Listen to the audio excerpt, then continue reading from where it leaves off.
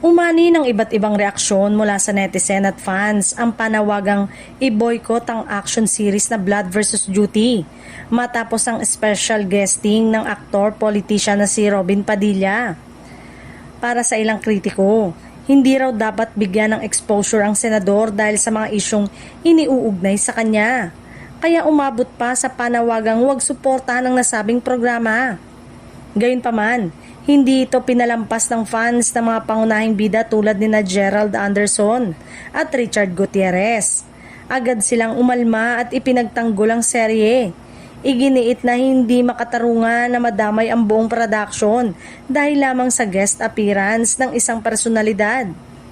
Mas lalong naging usap-usapan ang issue nang mapansin ng ilang netizen na ang mga nananawagan ng boycott ay hindi naman talaga regular viewer ng show.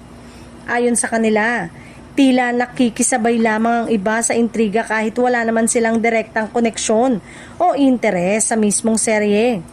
Para naman sa ilang fans, malinaw na hiwalay ang pagiging artista ni Robin sa kanyang papel bilang isang politiko.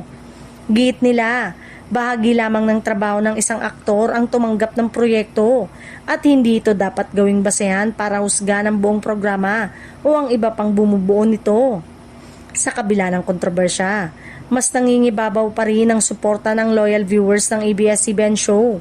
Marami ang nananawagan na mas pagtuunan na lamang ng pansin ang kalidad ng istorya at aksyon sa serye kaysa sa mga isyong walang direktang kinalaman sa takbo nito. Sa huli, para sa karamihan, tila overacting o OA nga ang panawagang boycott.